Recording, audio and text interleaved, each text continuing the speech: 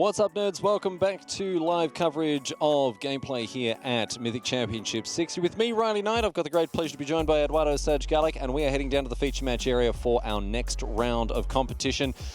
We're getting down to the pointy end of things, my friends. The top 8 is almost upon us, and Eduardo, you actually characterized this matchup between Andrew Cuneo and Austin Bursavich as almost a win and in for top 8. We're getting to that point.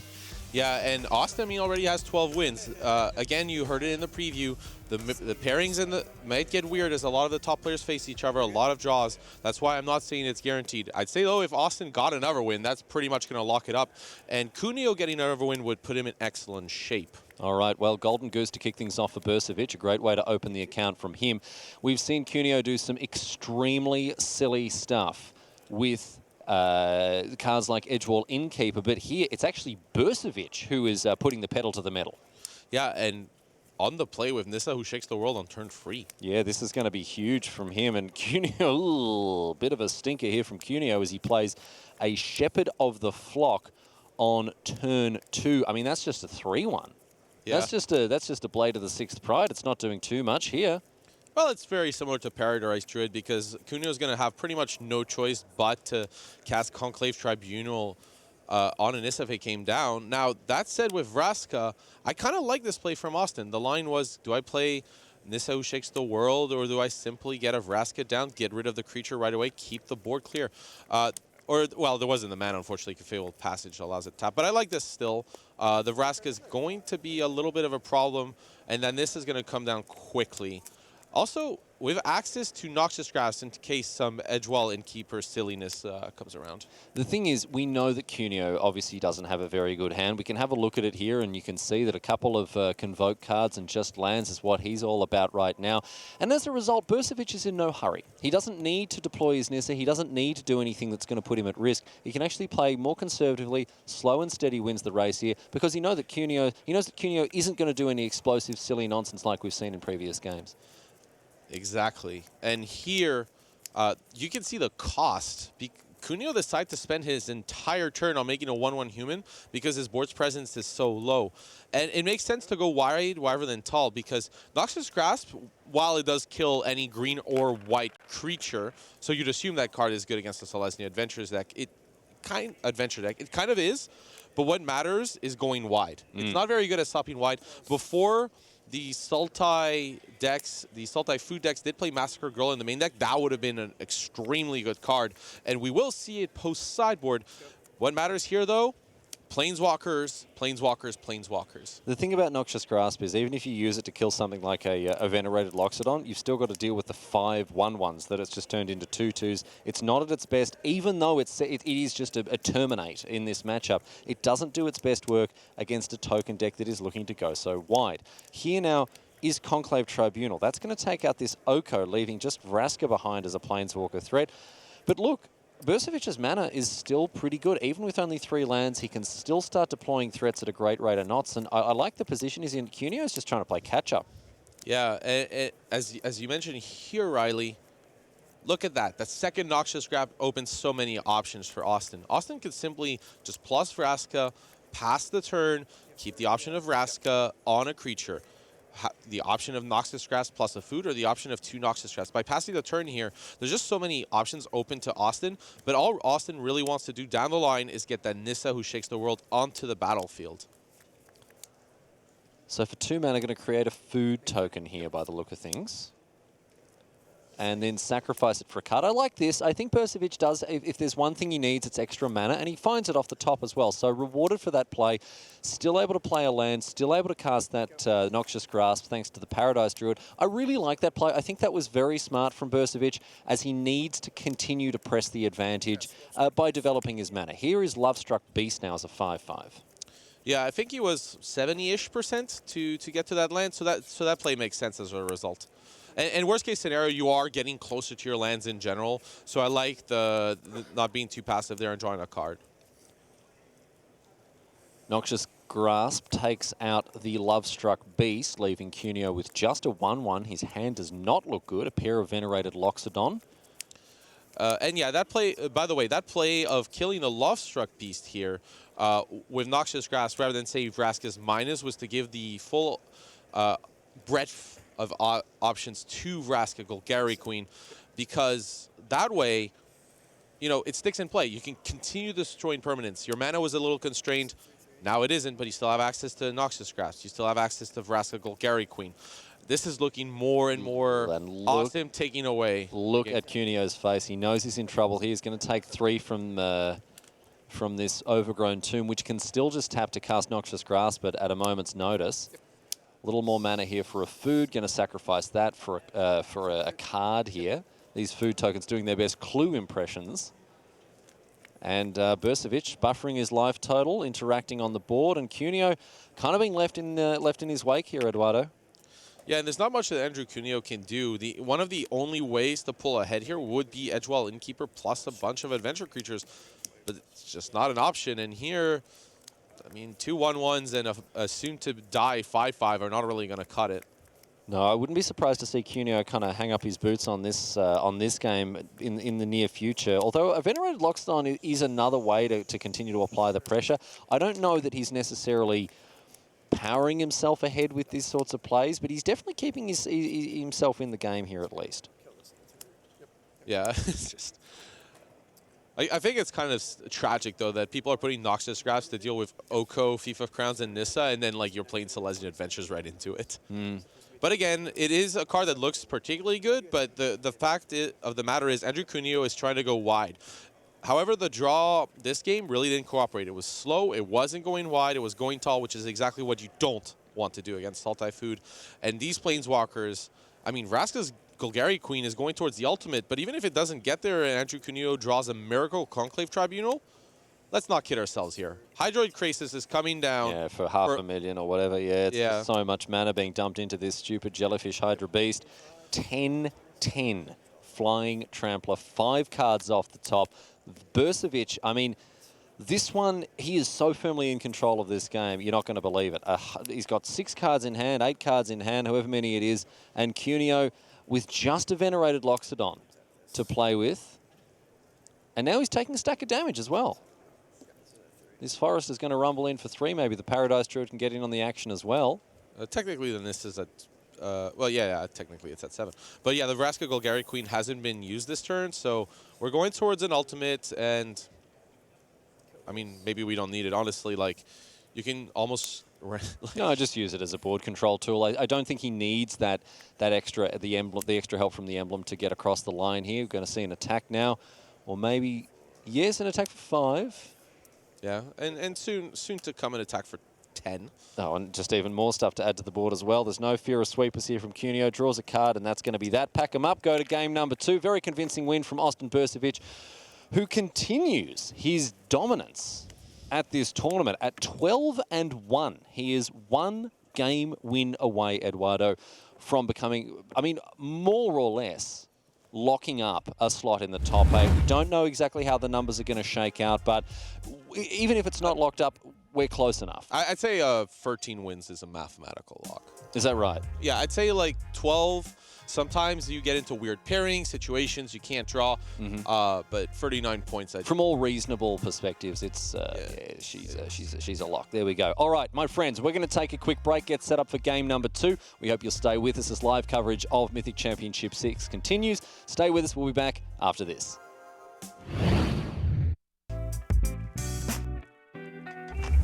My favorite thing to draft in Throne of Eldraine is mono red.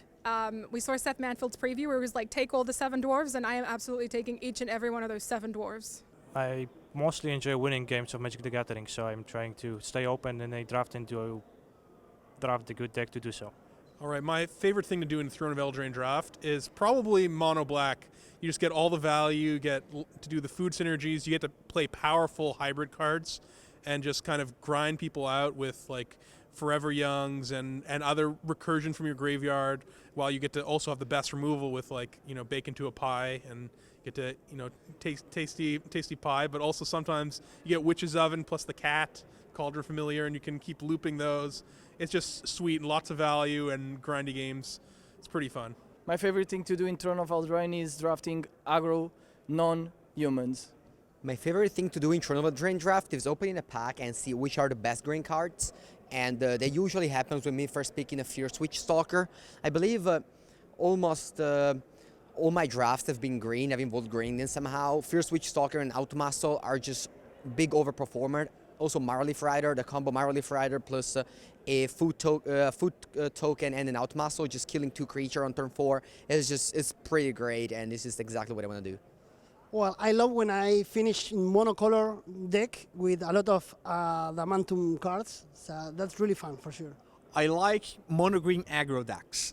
All the commons are very good. That's what I like to do in this draft format. My favorite thing to do in Throne of Eldraine Limited is return creatures from my graveyard to my hand. Forever Young is one of my favorite commons. My favorite thing to do in Throne of Eldraine Draft is 7 dwarves. I don't want 5, I don't want 6, I want all 7. I'm greedy. My favorite thing to do in Throne of Eldraine Draft is actually just to move all in on one of the really fun strategies, oftentimes monocolor. It's something that you don't get to do in every draft format. The fact you've picked a couple green cards and now like some nice red card comes along, something like that, and you go, you know what, I'm going to give myself a chance to stay mono green, that kind of thing. So I think that's really fun because it's different. It feels somewhat fresh. So I like being aggressive, and I like being aggressive in terms of how I draft. And sticking with one of those monocolor strategies is one example that sometimes comes out that I really like.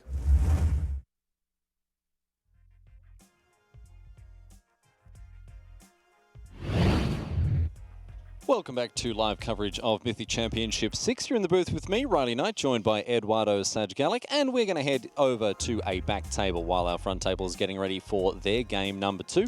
And we are just in time to see the big scooperino from Maxwell Mick. This was a food mirror. Christian Hauk was on Sultai and Mick instead on Simic. And we're just in time now to back right out. So our jib operator here really earning their keep today as we head back towards our original table. Let's see if the 2 gents on the front table are ready to go. That was a live peek in as far as a little live. It wasn't even a look in. It was just like around the corner, back again, like a little cat been trying to get in for some sneaky stuff here. No, it looks like we're ready to go on table number 1, or getting close to it anyway.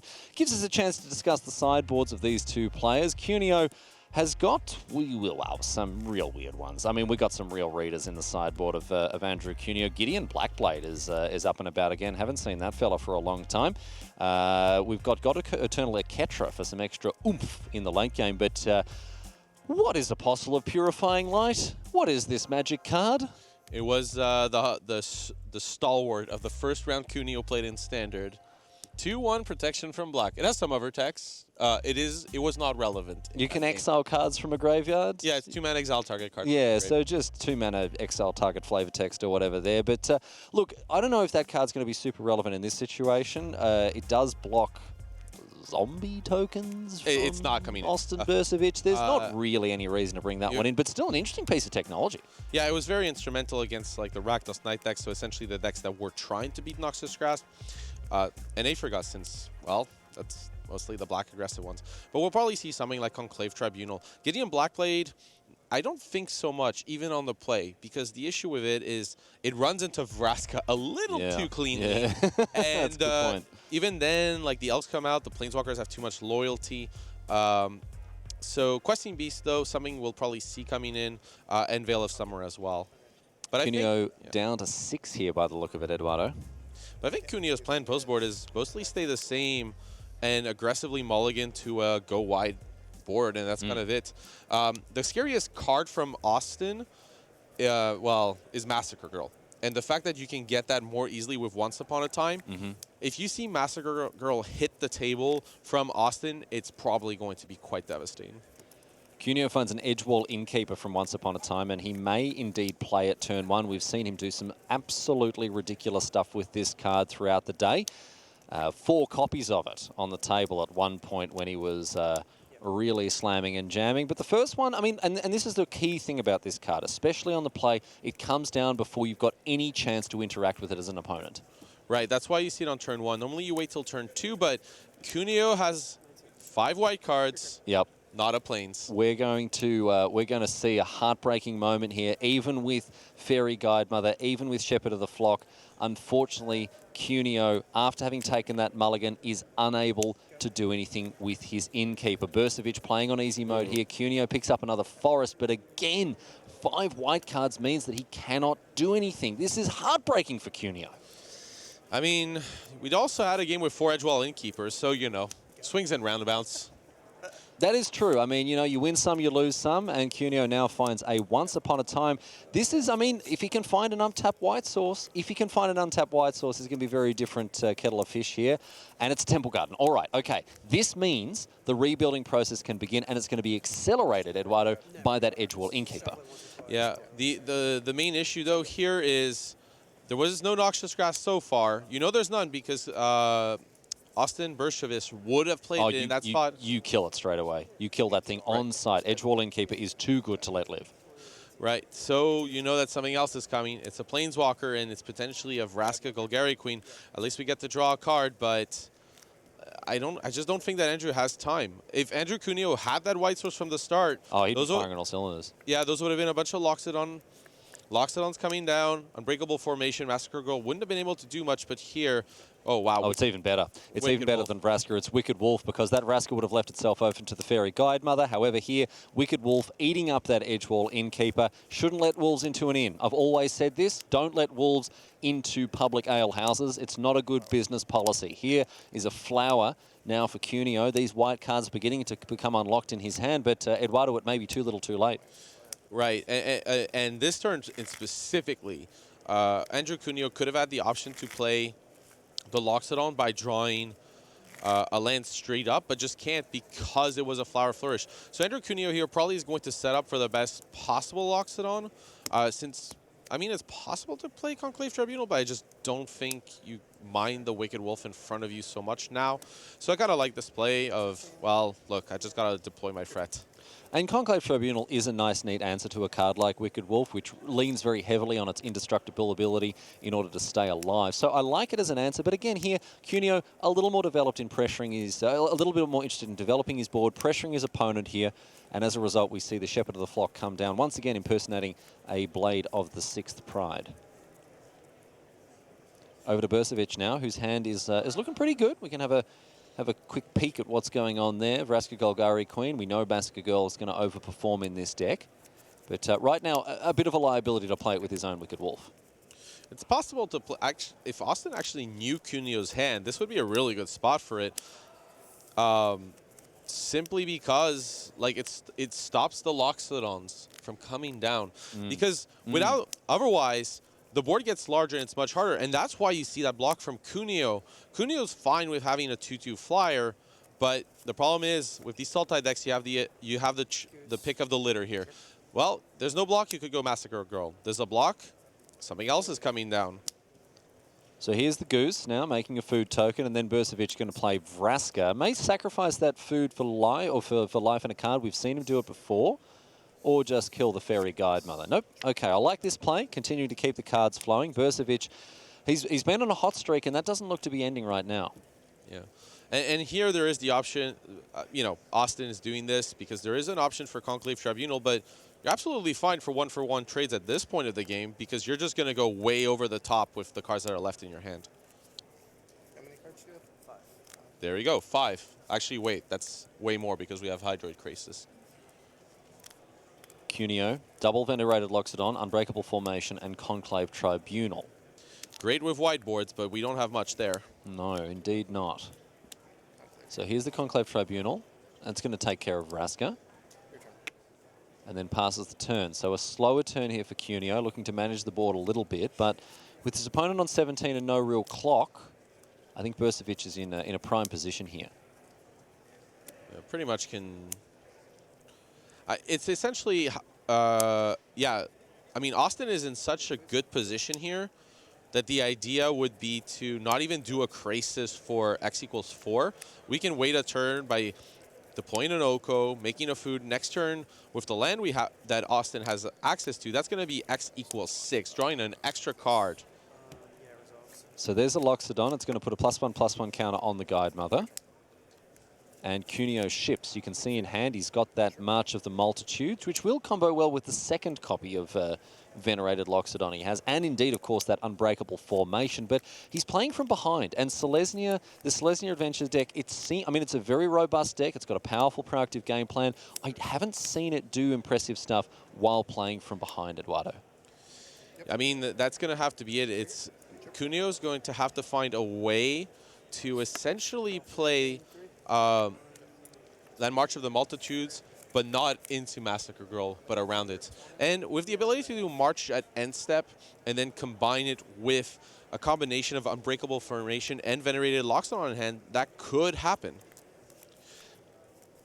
What would be relevant, especially in that case, is not having... There is a Goose, so it would take Massacre Girl plus a way to kill a creature. In order to get that chain going, yes. Yes.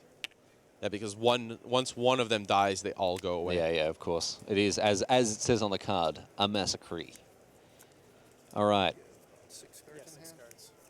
Doesn't seem like it's going that well for me. Oh, well, I mean, I don't know. I don't know why there. we're getting paid the big bucks to cover this match, because I'll tell you what, all you need is Andrew Cuneo's deft and elegant insight there. We hear it from the horse's mouth, as it were, with 5 tokens being made by this March of the Multitudes, followed up by a Venerated Loxodon. I mean, these on paper, these are fantastically powerful plays, but is it enough here? Well, the line was to do it right away because you have to maximize the damage from formation. Now from Austin Bursavich's side, it's, I have Massacre Girl. All I need is any removal. Oh, we have Wicked Wolf. Okay, well, that'll do it, right? Let's see. You need enough mana, so we have 5. We have access to, well, 8 mana from the Krasis. There is a food, and we have a Watery Grave, so you play Massacre Girl, you play Wicked Wolf, you eat any creature, everything will go. Or you could do that. Or just Legion's End also works pretty well. Yeah, Legion's End is also pretty good at clearing the board there. Got that Unbreakable Formation, not doing anything in the face of a Legion's End here, however. And remember, that's revealed because of Legion's End text. So if you haven't seen Legion's End... I mean, there's not going to be any warriors in his hand, but all the same, of course, it does need to be revealed. And that means Bursavich is going to have a quick look at this card. Everyone's familiar with this. If you've been playing Standard for a couple of months, you will know it was one of the cleanest answers to all of the zombies created by Field of the Dead before it departed the Standard format for greener pastures. And now here is the Wicked Wolf to eat up the Fairy Guidemother. Obviously, that Massacre Girl, not needed. Yeah, I mean... If you have Legion's End, that's a clean answer. We could have gotten rid of the board, but then we wouldn't have this beautiful 6/6 flyer swinging in. So Cuneo down to 12 now after taking a hit in the air, and Bursavich still a nice full hand. What else are we going to see deployed here? Maybe a Paradise Druid? Yes, indeed, there it is. And the wind firmly in Bursavich's sails, snapping and flapping in gale-like conditions as Bursavich speeds towards the coasts of top 8. Back to Cuneo now, double elephants for him. They're not looking that strong in the face of this overwhelming board presence, though.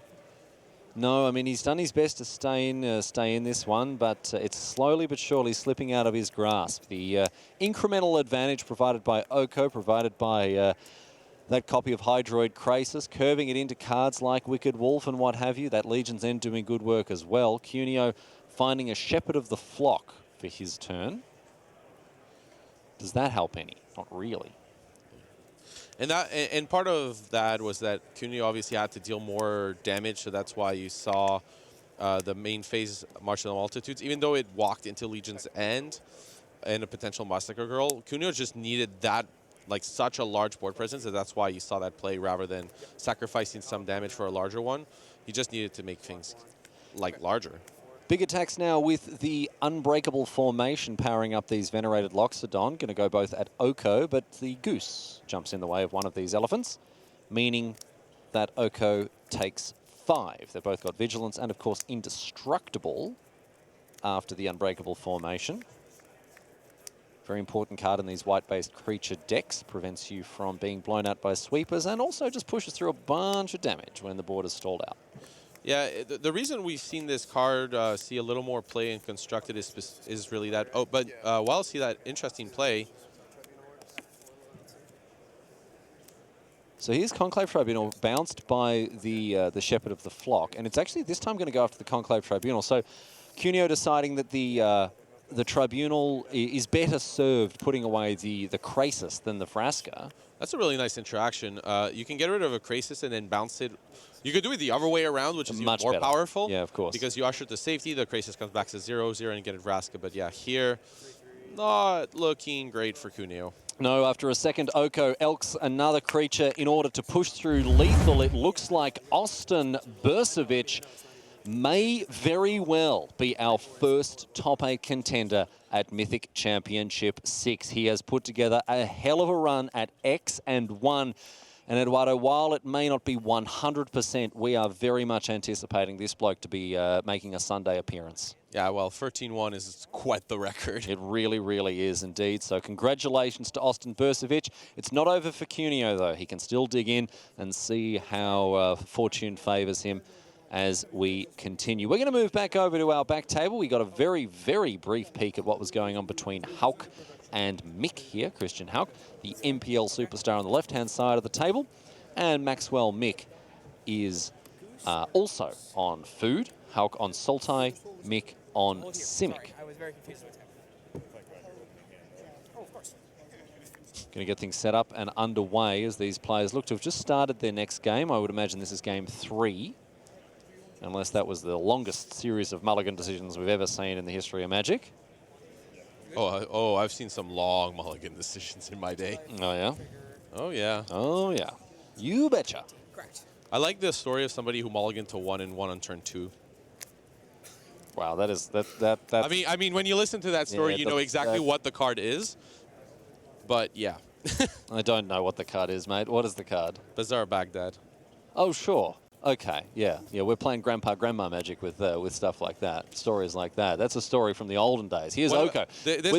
Speaking of which, didn't that card allow a Black Lotus to finally live its dream? and fulfill its destiny and win a big championship as a 3/3 elk. But right now, 2019, it is the year of the Thief of Crowns, and here he is on turn 2, as the prophets foretold, thanks to Gilded Goose. So, Mick living his best life, playing Oko on turn 3. That's what he wants to be doing. Turn 2. Turn 2, excuse me, of course, thanks to the Goose. And now on turn 3, he's ready to rumble with, any number of things. He's got Once Upon a Time, Paradise Druid, good opportunity for him to consolidate after a strong start. And here the big play was actually Christian Hawk missing on a mana creature from the Once Upon a Time. The idea was have Once Upon a Time, have a few 4-drops in that Wicked Wolf, and Anissa who shakes the world later, but I did not hit a mana creature, so now I'm behind. And Paradise Druid, Gilded Goose, Oko Thief of Crowns. Christian Hawk is really behind. Yeah, he's really right up against it. Here is the German. His hand is very slow. It is 3 lands, Wicked Wolf, Nissa, Nissa. And Hawk is taking time just to disguise the hand. Like, it's a pretty obvious Wicked Wolf, Target Goose. There's really nothing else here. But it is really Christian Hawk going, you know what? I can't tell my opponent that my hand is not interactive. I need to make them think. I need to make them... Best actor in a leading role, mate, Christian Hawk. Yeah. It's important to just not necessarily Hollywood or sell here. It's more, I don't want my opponent to necessarily always tap out for the biggest thing every turn, because that is going to lead to problems. Well, it looks like Mix is going to do it anyway. Here is Gadwick the Wizened, where X equals 2. So draw 2 cards, a little Muldrifter action here. As Oko goes downstairs, let me get that wolf off you, he says. Here's a food token for you, my friend. And the problem that Christian Hawk is facing now is, well, at least there's a Wicked Wolf that can eat the other Wicked Wolf before it's a little too late and Oko makes a food. But Nissa would be pressured here. So I'm actually surprised to see it in this spot, just because it seems really easy for Maxwell to take down this in a spot like this. He can put pressure on it very easily thanks to both the Wicked Wolf and the Gadwick. However, this attack is a nice one, threatening to take down the Oko unless Mick throws a creature in the way. I actually wonder, because Maxwell Mick has access to an Oko in hand, I kind of would just like to see the Oko in play go, because Gadwick could have tapped down that land by playing the other Oko, and that would have been a clean takedown on Nissa, who shakes the world. But I understand as well Maxwell Mick wanting to take care of that land, maybe wanting to deploy something else this turn, like a Hydroid Krasis as a 4/4 flyer. Upstairs with Oko creates food. Now there's the attack on the Nissa. No blocks available for our MPL player Christian Hawk, who is still sitting on 2 lands Wicked Wolf Nissa. Yeah, and because of that attack, you can't really deploy Krasis, but having Mystical Dispute and Veil of Summer, Maxwell Mick has to feel really comfortable here. I'd say so, especially after a Game 1 win here. Mick will be sailing on to victory if things go his way with all of that interaction in hand. Not to mention the threats. Backup Oko, Hydroid Krasis as well. It's all coming up Maxwell. It really is. Hulk decides to cast the Wicked Wolf here.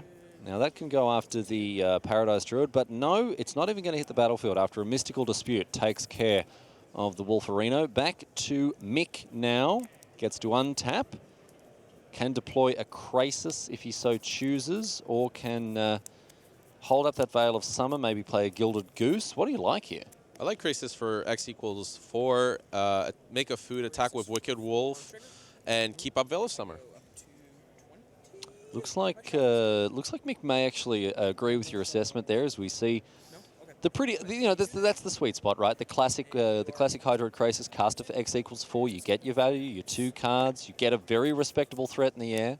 Oh, also Mystical Dispute, just in case. Okay, Oko makes a food there, using a D12 to go up to 7. All right, wow, this is very colourful commentary from Maxwell Mick once again, putting us to shame, Eduardo. I called it before.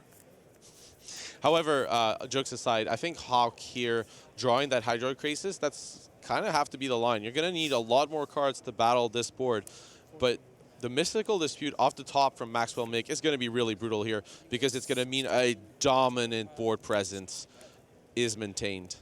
All right, so we are going to see Hulk draw the cards, of course, off of the Krasis. You can't stop that, but with a Mystical Dispute, it means the 4/4 won't enter the battlefield. And yes, of course, there's Tails, and yes, everyone knows that. Well done. Technically correct is the best kind of correct, but it's not happening here, so stop it. Yeah, just Elk, the Hydroid Krasis to deal.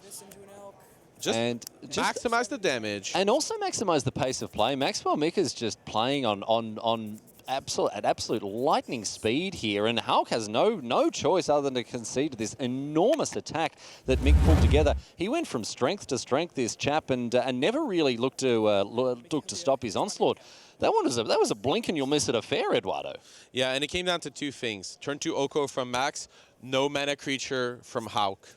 Yeah, and that once upon a time. And once again, I mean, look, a food deck was always going to win that one, but I don't think there is a clear victor as to which flavor of food is best. Well, obviously, pizza is the best type of food, but when it comes to Magic, at least, Sultai and Simic have been pretty even. It's been a pretty even kill between the 2 decks all weekend. Yeah, I mean, Frank crunched the numbers, and it's pretty much that. It's which ones you prefer, the more tempo-orientated version, which is defined by Simic, or the more grindy mid-range version defined by Sultai. But you can't separate them. They're in broad strokes very similar, but there's a lot of internal variation that means that they are at least a little bit different, and it's difficult to separate them. I was actually going to mention Paolo and Josh, Paolo Vitor Dama de Rosa and Josh Adelaide were both on Simic food, but very different versions. One playing Paradise Druid and Mass Manipulation, the other one going more for Growth Spiral, Aethergust, and a more tempo-orientated style of gameplay. So even within the same colors, I mean, the core is the same across the board. There's 20 cards. Gilded Goose, Once Upon a Time, Nissa Who Shakes the World, Hydroid Krasis, Oko Thief of Crowns. As long as you got those 20 and some breeding pool and some lands, the rest is kind of like decoration on the Christmas tree. Yeah, that's exactly right. All right, my friends, we're going to take a quick break. We're going to be back at the desk with Rich and Maria after this, so don't go anywhere. We're back live from Richmond, Virginia at Mythic Championship VI in just a few moments.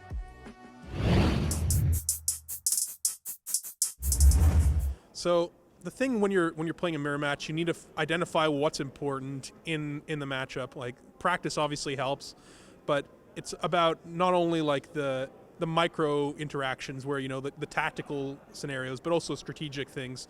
Like, is this a matchup that you're planning to go long in, that it's about resources, or is it about tempo? And when you understand that, you'll be in a much better position to manage things. I think realizing also you're just playing Magic, even if, obviously your opponent has great taste just like you. They're playing the same deck, and obviously, you don't want to be playing against the same deck. You think it's the best deck for a reason. That's why you're playing it, but it's bound to happen. And, having a plan, having kind of one way that you're going to approach it, that's your plan, and you can hopefully find an edge there somehow. acknowledge differences for play and draw. Many people don't do that, and then there's an edge to be gained here. Navigating an Oko mirror match is quite simple. Mulligan absolutely aggressively. Win your die roll, can't emphasize that enough, and try and get luckier than your opponent. Well, to try to play the mirror like all the times that you need to learn the patterns and how to cyber. It's like it's one of the hardest match to play sometimes, depending on the deck, of course. My advice from a constructed mirror match perspective is really to, I mean, it's kind of a benefit that you have, that you can kind of have this shortcut into thinking through what does it feel like from the other side of the table. You have to kind of introspect a lot of times against a different matchup and not understand what they really care about, what matters. In the mirror match, you know what matters, you know what you care about. So think about denying the opponent those things that you find most precious when you're playing that deck, that sort of thing.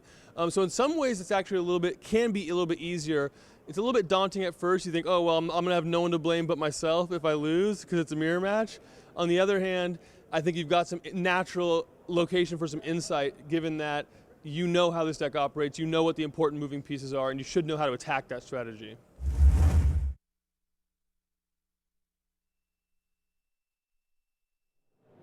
Hey everybody, welcome back to the news desk. Maria and Rich here hanging out with you. Go! Yeah, here we are. We're ready to go. We're getting very excited because we're getting closer and closer to our top 8 here in the tournament building. And, yeah, words fail me. You're not going to hear me say that very often. Of course, you wouldn't hear me say it because words would have failed me. But Javier Dominguez is up to 11-3. It's on one hand entirely believable and another completely unbelievable. Right, and that's because no matter how good you are, stuff happens. Right. Brad Nelson, case in point. 9-0, the last perfect record in the building, just tweeted, heartbroken, 9-5. Wow. Cannot win this tournament, gone. Eli Cassis, the other overnight leader at 8-0, he fought back because he lost 3 out of his first 4 as well, yes. To be 9-3. But he is still very much in the mix, is still thoroughly alive. I believe he is up to 11-3 as well. He is 11-3 now. But Dominguez, you're looking at the reigning world champion, the Mythic champion from Long Beach. He is by far and away #1 in the MPL on points this season. Of course, that's related to having won these things, but nonetheless, he is just astonishing. And sitting there, we went on Tuesday to the testing house where he was there, absorbed into the Reed Duke Pantheon group, if you like, an ultimate guard, and he was just sitting there laying out the gruel and going, oh, I think we can do this again, and working with Seth Manfield, and just he's so quiet, he's so impressive, he's such a fine human being. Again, we spent time in his home meeting his parents, and just absolutely. a lovely family. And he seems to just meet everyone casually. It's not like, he's not really in the zone and I can't talk, I'm so busy. Except when he drafts, of course, like this. That is true. All right, so Javier Dominguez, 2 matches away potentially from yet another top 8. Astonishing. Well, somebody else who's having a very good day is Robert Smith, and he's on the floor with Tim Willoughby. Thank you, Maria. Yes, I'm here on the floor with Robert Smith, who has once again taken it down with his Simic Flash deck. It turns out that you don't need to have Oko, at least in your main deck, in quite the same way. I'm really excited about this kind of slight variation on what a lot of people are doing with blue-green here, Robert, because lots of people have chosen to go one way, and the fact that you've chosen to go this way means that you get to have a transformational sideboard. We just don't see them very often anymore. Yeah, it's pretty exciting. The fact that I'm playing Nissa in my Flash list, which a lot of people don't play, means that there's enough overlap between the Flash cards and the food cards that you have enough slots that you can do this transformational sideboard plan. Yeah, I mean, I guess that once you've got Nissa in play, you can just threaten so much every single turn you pass with your mana up. As long as you've got cards in hand, which, spoiler alert, this deck has quite a lot of the time, you can just do it all. Yeah, I like Nissa a lot in Flash because just playing any Flash creature at the end of turn and then untapping and playing Nissa just creates a ton of pressure out of nowhere and can really swing board states. And the fact that she untaps a land means that you can often have a counterspell up as well the turn that you play her, which fits into the Flash plan. Now, obviously, you do have access to being a little bit a little bit closer, let's say, to being one of the Simic food decks after sideboarding if you want. What are the matchups where you lean into that a little bit more? So the number one thing is Edgewall Innkeeper. Edgewall Innkeeper is just awful for flash decks because it's a 1-drop, you can't counter it, and then once it's in play, it doesn't matter whether you counter any of the other spells. So you really need Wicked Wolf there. Just in general, the food plan is extremely strong against aggressive decks, which are a weakness of Simic Flash. So it's like that. And then sometimes you go to that plan against food decks. It really depends on their exact list and how you think they're sideboarding. You know, if they're sticking to the classic food plan of like playing big 6-drops to try and go over the top, then you still want the counter spells. But if after board they're dropping their expensive spells and bringing in a lot of like Veil of Summers and stuff like that, then you can actually fight them on the food axis. Certainly nice to have options. And we've seen those options play out in various different ways. It was sad that we didn't get a chance to see slightly more from your deck when you were up against Andrew Cuneo, but quite frankly, his draws felt otherworldly in terms of what they could do. But there's a very good chance we're going to see some more of Robert Smith because, my goodness, he is still rocking and rolling here at Mythic Championship in Richmond. So, Maria, play a little game with me. I've got a question for you. How many times would you say that at a typical Mythic Championship, over the time you've been with us, a player has kind of sidled up to someone from coverage and said, I have got a great deck for you. I think it wins the tournament. It's special. I will let you see it. We can do a deck tech. But here's the thing. I really can't let the world see it until later in the tournament. How often would you say that happens? Fairly unusual. Okay, but pretty much at every Mythic Championship, somebody gives us that speech, right? Pretty much. Oh, sure. Yeah. How often would you say the deck that they give us that's super secret and lives in the vault until the back end of Saturday is the real deal and just maybe going to go on to win the tournament? Yeah, that is not approximately not so never. Yeah. Approximately never. This might be the approximately bit because Tommy ASHTON, Frank Carson's been in touch with a bunch of the field, all his contacts around the world. Tommy ASHTON has the Sacrifice deck. And I've been listening, Paul Cheon sitting there going, maybe it's real. Eduardo going, I believe this is going to be the tournament killer. And now we get to find out from Tommy ASHTON just what this Sacrifice deck, which maybe is going to lift the title tomorrow, is all about.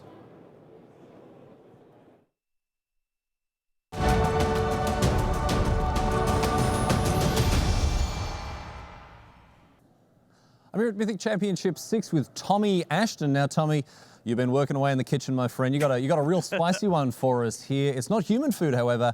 You're playing Sultai cat food, Sultai Sacrifice. Yep, shoving them right in the oven. That's it. Well, look, I mean, for feline lovers around the world, maybe this isn't the deck for you. But I tell you what, we're going to get underway here and start off with a suite of cards that I think are pretty well represented this weekend. The ubiquitous base. We've seen, I mean, you don't have to tell us too much about these cards, but maybe talk to us about their specific role in this deck, because this is a little bit different, as we'll discuss. Absolutely. Gilded Goose does a lot more here than usual, other than just the turn 2 Oko, in that the being able to sacrifice a food at will is actually very terrific. Addition, adding fuel for cats. And I believe I am leaning on Once Upon a Time as hard as any deck, not just to be able to get Cauldron Familiars, but also because I have chosen not to play any Fabled Passages, and I am kind of cheating on mana and hope it does not explode on me. This is the spit and string that's holding it all together. Yes. All right. Now, I noticed only 2 Wicked Wolf, which is going to make sense as we get to the meat of this deck, but you mentioned to me before that Oko in this deck, more than anything else, is just basically an emblem that creates food. Like you were saying you had like 19 loyalty Okos because you're only activating the +2. Yes, the making opposing things elk is going to come up a lot, but the making a food and always being able to have 1 or 2 or more food on the table ready to sacrifice is something that is much more important in this deck than the Sultai ramp decks. All right, well, we've seen a lot of food this weekend, of course. We've all been very, very hungry boys and girls, but you're doing something a little bit different with this food. We can move on to the next slide and have a look at the engine of this deck, which is very exciting. Now, Tommy, a lot of people will have seen the interaction between Cauldron Familiar and Witch's Oven. A couple of other people are playing this, but you are playing a draft build-around archetype all-star, a solid 4th pick Trail of Crumbs. Talk to us about this card. Well, it raised my eyebrows because it's similar to mechanics such as energy in that frequently any of the competitively costed cards that say the specific word on it, food, are something that should be explored, particularly ones that say whenever, because that is something that may be decent in draft when you activate it once a turn, but is particularly great and constructed if you're using it 4 or 5 or 6 times a turn. In particular, it's something that if you're doing it that often, or if you have multiples of it, you will be able to speed through your deck, and they actually accumulate more copies of it as you keep going. It finds more ovens, and cats, correct, For sure. and more Trail of Crumbs. Yeah. So you will frequently, once you get to 2, you can go through your deck very rapidly. Now, one of the things I want to talk about here, we talk about, constraints on these mechanics. We talk about the bottleneck. And here, obviously, Witch's Oven, you can only activate once per turn. It taps. But you talked about sacrificing food to Gilded Goose. You talk about activating Witch's Oven. This all costs 0 mana. Correct. Sometimes Wicked Wolf acts as an Arcbound Ravager in this deck. There's no mana, you're dumping all of your mana into Trail of Crumbs. You must have a huge velocity here. This is an enormously value-oriented deck. Gilded Goose being able to sacrifice and use that mana on the Trail of Crumbs trigger is something that happens as early as turn 2 and pretty much from then on each turn of the game. So it's a different take on the synergy-driven aspect of these food decks. Very interesting indeed to see the way that this has come together. You've got a bit of a support cast as well. I want to talk about that, backing up the Trail of Crumbs, backing up this engine between Cauldron Familiar and Witch's Oven. Of course, we've got to have some good, honest-to-goodness removal and interaction here. Noxious Grasp. I don't call that honest to be playing that, but yes. It is definitely a concession to the format. We've seen Murderous Rider, we've seen Vraska Golgari Queen. I want you to talk to us about Massacre Girl and her role in this list, because when we were chatting about this before doing the deck tech, you were talking about her enormous utility. Correct. It seems like there aren't very good. So removal spells can be interacted with by Veil or negated. Massacre Girl is something that can't be stopped by Veil, can't be stopped really by Grasp or Gust or anything like that. But it's in this deck a guaranteed wrath of the board, frequently taking down multiple lands that have been animated by Nissa, which is huge. In particular because you are guaranteed with Cat to almost always have a 1/1 on the board to start the chain. You don't need Paradise Druids. In fact, this deck doesn't have any. And additionally, once you have started the Massacre Girl chain, you can use Oven to bridge the gap. If you have a Cat and they have several 3/3s, but there's no 2, you can be able to even sacrifice the Massacre Girl after the trigger has begun to get that effect of wrathing everything. Which is just ridiculous. Like, we don't see interactions like usually it's Massacre Girl and you just kind of hope that the numbers all line out, but you can kind of fudge those numbers a little bit with cards like Witch's Oven, whatever else.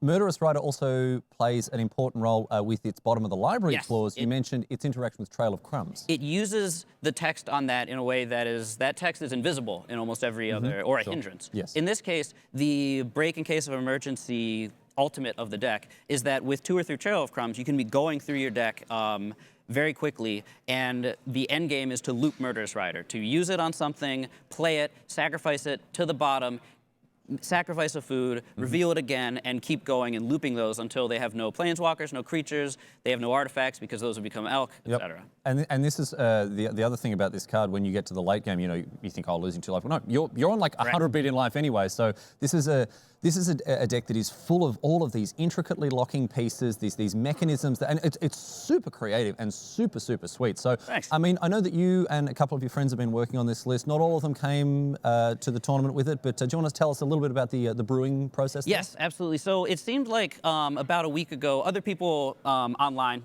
on the Arena Ladder or on Magic Online have been coming to similar conclusions. John Smith on Magic Online, I believe Crokies is a notable streamer who has out of Glasgow. something similar.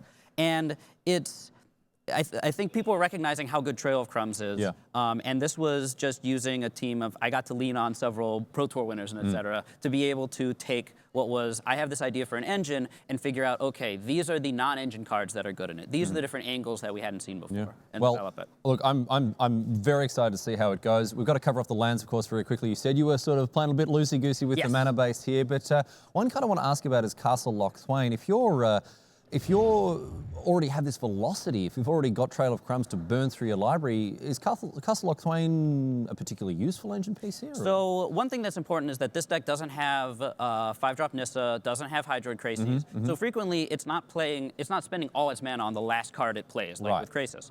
Lochthwain allows you, first, obviously, if you don't have Trail, to be able to do something when you've drawn a bunch of 1-drops. You can empty your hand by turn 4, as opposed to ramp decks that are just getting started really playing spells. And additionally, Castle Lochthwain works well with a card out of the sideboard, Rotting Regisaur. Right, which fill that hand back up. In particular, there are some decks where, like Reclamation, does not really care if what you're doing with Trail of Crumbs. It's not going to give you that many turns. But Rotting Regisaur is basically a sideboard juke, a sidestep against them, and Castle Lochthwain works really well with it. Yeah, right. Okay. Well, all right. We can have a look at the final. So the land base, a little bit ambitious, but there is no you know island. Yeah. It doesn't tap for the things. I would happily play a Tendo Ice Bridge, but we don't have access. No, bad luck. Oh well, that's the way it goes there. Look, best of luck this weekend. I hope it works out for you. This is a very, very sweet deck, and thanks for sharing it with us. Thanks very much. All right. Thanks very much. That's it for us from the floor right now. Back to the desk.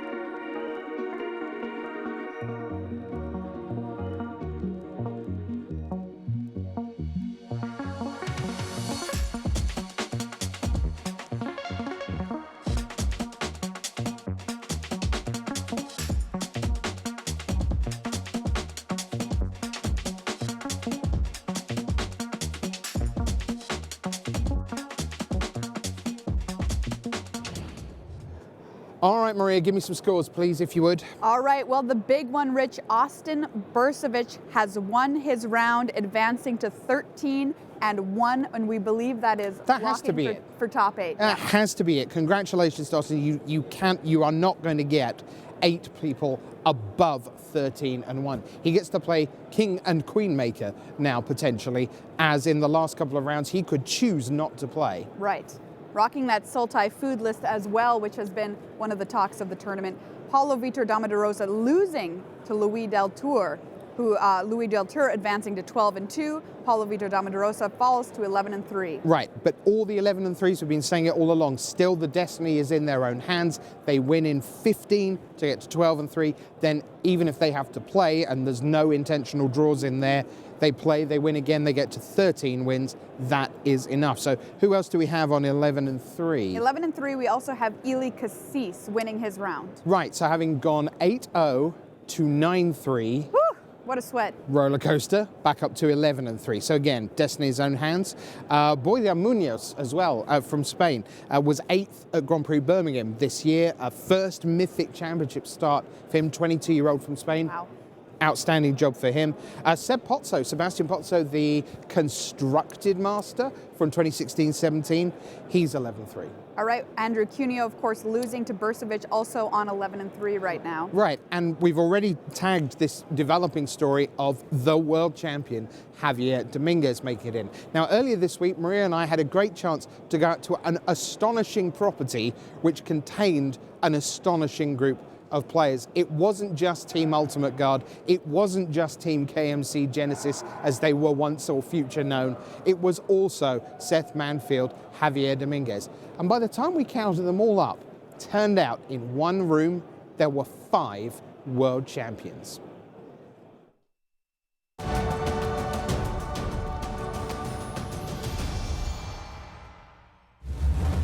Shahar Shenhar, 2013 and 2014. Seth Manfield, 2015. Brian Brown-Duin, 2016. William Jensen, 2017. Javier Dominguez, 2018.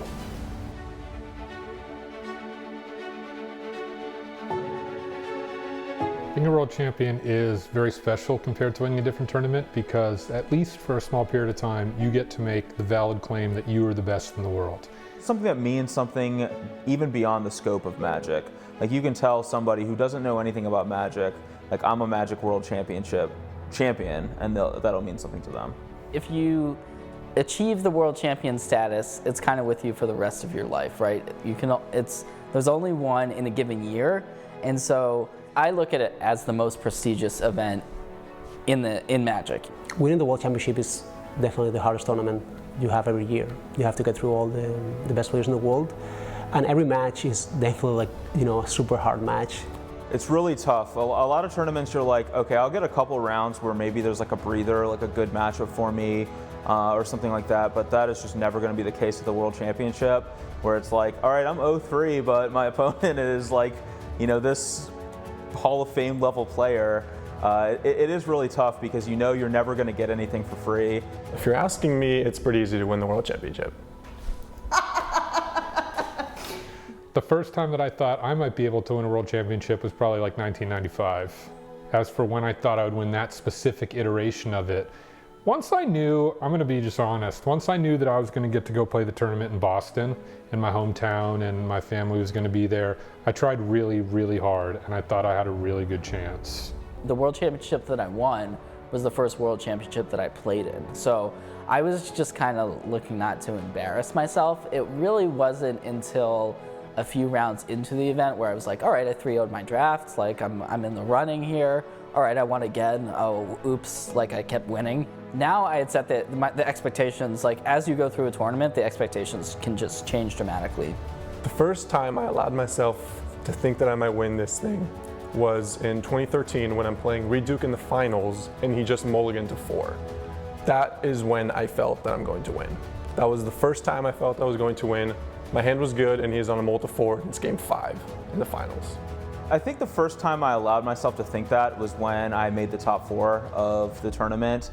And once I was finally in that top 4 and I had the matchups laid out before me, I thought like, wow, I could actually win this thing. So the first moment I just allowed myself to think, well, maybe I'm winning, was just like the last turn of the last game. Before that, I was really focused in the game. Like I think you have to think of every turn, every game, especially after game 1, I think game 2, I made a small mistake and I had to recover from that. So the moment that I won the World Championships, if you haven't seen it, definitely was a rush of adrenaline, emotions. I was just like, this was everything I had been hoping for. Like, I'm at a loss for words. I wish I could go back and feel how I did. Unfortunately, it's just like a once in a lifetime thing.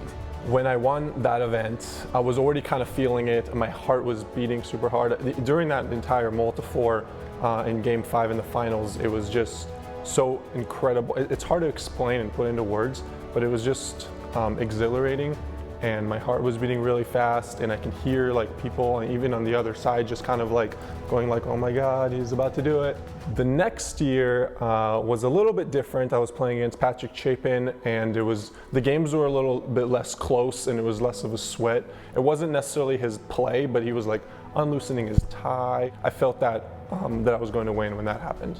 I know this is going to maybe sound a little bit bad, but I stood up and I was so relieved to have not lost. Like, I was so relieved to not have the story, the build up. At one point I was 12-0 in the tournament. This is what I've been trying to do for months now, like literally just working 10 hours a day for that tournament. And then the ending of the game was extremely stressful, where Javier had a draw where I was dead to like 80% of his deck. But I've seen it in my face. I stood up and I was just like, oh, thank God I didn't lose. The moment was Marcio was cracking his clue tokens, trying to find an answer to the board I had assembled. And I'm sitting here and I can see him cracking each clue. And like each time he cracks a clue, I knew he didn't draw the answer. And my heart is just pounding because if he bricks, I win. And I can see the expression on his face and I know that I've won. I just had this like feeling of like, wow, I can't believe it actually happened. I actually don't have the memory of that exact moment. It was so intense that it just like, I've seen the camera like in the videos like a lot of times, but I don't exactly remember the moment because it was in such a huge rush that it just like, happened so fast and slow at the same time. So I cannot really describe it because it was just so intense would be the word I will use. Winning the World Championship means that I get to play the game that I grew up with as a kid throughout my entire life. Winning the World Championship means I get my face on a Magic card, and that's pretty sweet. Winning the World Championship was the proudest personal accomplishment of my life. Winning the World Championship, it changed everything, and at the same time it didn't change anything at all. Winning the World Championship is so nice, I did it twice. So nice, I did it twice. I love it. That is outrageous. Well, he did. Yeah, okay, fair. All right, let's bring things back to what is going to become a very serious couple of hours here because everything is well and truly on the line. And some more results that are not directly at the top of the standings, but really matter, and we'll explain why. All right, so let's take a look at Andrei Strosky, 10-3-1. Right, so he, of course, Czech Republic, top 4 of the Mythic Invitational, 3 Mythic Championship top 8s. He has a potential point score of 37. If he wins this next round, he goes to 34 and will likely play someone on 36 who would like to draw. He will say no and try and beat them and get to 37 and hope that's enough.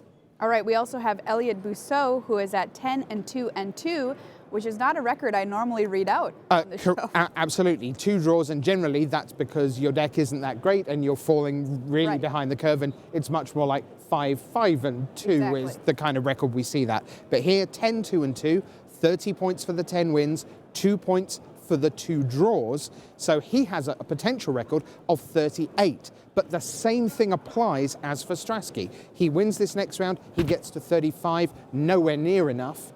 Whoever he plays then paired up on 36, they'd like to draw. He goes, no way 36 gets me in. I have to play you and beat you, go to 38 and trust that there aren't 8 39s. I think that's realistic. Bousseau is in prime position to go win, win, in. Wow, all right, so we've also got Oscar Christensen sitting at 10-3-1. So this is another Grand Prix winner, Gothenburg in 2013, Bousseau Prague 2015. So Christensen, 10-3-1, 34 if he wins round 15, plays again, likely paired up. Now, one of them might get paired down to a 33 and go, will you let me win? Can I be on 37? That's possible. But realistically, between those 3 in the next hour, we would expect at least one of those to advance. And that means that in the last round, that is going to really mess with the 36s who would like to not play Magic. I think they're going to have to. So that's where we are with that. So more on the leaderboard as that comes in, players gearing up for the next round. But we're going to take you back to the start because our pro panel joined Maria here. We had Chris Kvartek, who's a very recent addition to high-level Magic. We had Luis Scott Vargas, who basically came into real competitive Magic in the mid-2000s. And if you go back another decade, you get all the way to Ralph Levy. Let's go back to the start.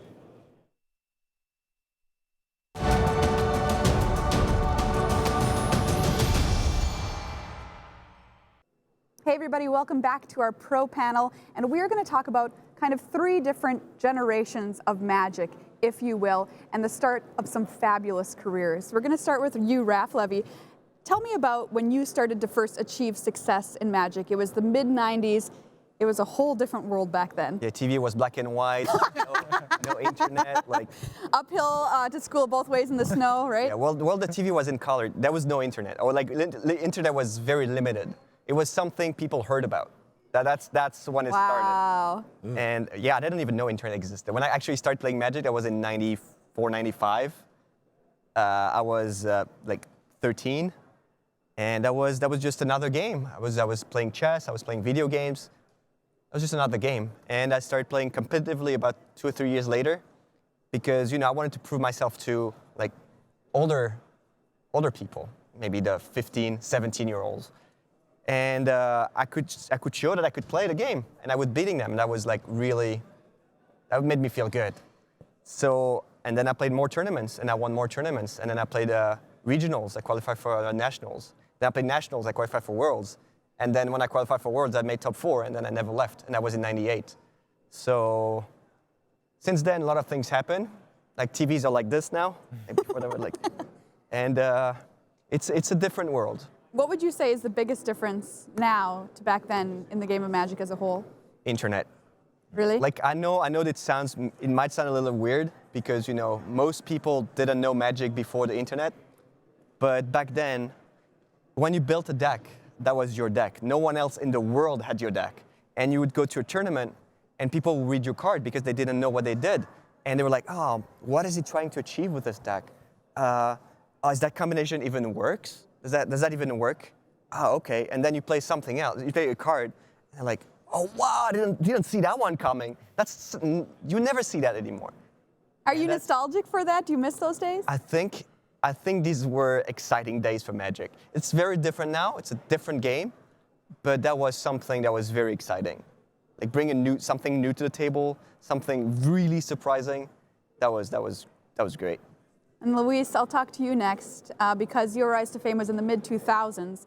What were TVs like back then, and what was the scene like back then? So it's kind of funny that Raph describes this because I did play Magic then when he was playing. I just wasn't a pro or anywhere close. I didn't play in a PTQ, but I remember reading the dojo. I remember reading about Raph. Like I remember reading about those guys, and I was like, man, this is awesome. Like I want to do this. I remember going to my first pro tour in 2004 and seeing like Kai, Marco, like walking down the street, and I'm just like, whoa, those are like big shots. I would love to play against them. And it's interesting having that evolve over the years, where now I'm on a testing team with Kai, and he yells at me about card choices or whatever, and I think he's wrong, and that's awesome. Who am I to say Kai is wrong, except he was. But the biggest difference for me, it's kind of the next step of what Raph said. It's when I started playing, there was net decking. People knew what you were doing. You didn't play a card, and people were like, oh. But people didn't have the same decks. There's a really wide range of what you could play against, and there was a much wider range of like the skill levels than there is now. Everyone's so good now. Yeah. You play against the person in this pro tour, they're gonna know what they're doing. They're not really gonna screw up. I mean, maybe they will sometimes, but the baseline play is like, a 7 or 8 out of 10.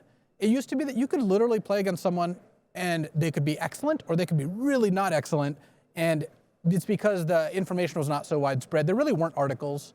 There weren't videos, certainly. There wasn't like these resources. Streaming didn't even exist yet, and it's funny seeing the rise of technology and how it aids Magic over time. So definitely a different world than when I started playing. And Chris, you're kind of a rising star right now, and you can win a tournament sitting at your home in your pajamas. Yeah. It's interesting how they got so good without these tools, but I feel like just consuming content and playing a lot of Magic online, especially in college, it's a lot more convenient, is really how I was able to, I guess, build up my skill and get to the point that I am right now. Or even like spanning way back to like Scars of Mirrodin and Limited. Like I love that format. Like I read all of LSV's limited set reviews, and I was like Razor Hippogriff, like I gotta play that card, it's so good. I don't know, just it's very impressive, and I can't really conceive Magic without the idea of internet involvement, and I don't know, it's how I really learned everything, honestly. This has been so interesting, a really great look at Magic back through the years and how people have approached it differently in different decades. Terrific stuff. Welcome back to the news desk. All right, Maria, every result is in. Everyone's gearing up for the penultimate round. So give it to us. What is the leaderboard? All right, let's see that leaderboard. Austin Bursavich is firmly in first place, sitting at 13-1. There it is, Louis Del Tour, 12-2, right on his heels in second place. Eli Cassis, 11-3, starts off the 11-3 chain, followed closely by Andrew Cuneo, Max Mick, Grzegorz Kowalski from the MPL as well, Paulo Vitor Damadurosa in the mix at 11-3, all the way down to Javier Dominguez from the MPL in 11-3, and Sebastian Pazzo, former constructed master.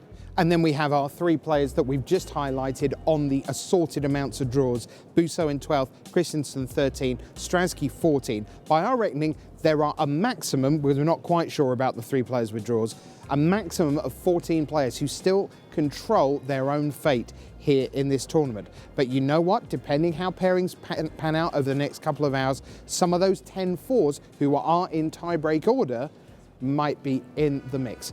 So, what we're going to see this round is 4 matches, all at 11-3. You know if you lose, you're basically done. You know if you win, you're in the shake-up. It is time for the best hour of Magic at every Mythic Championship. Here comes the penultimate round of Mythic Championship VI.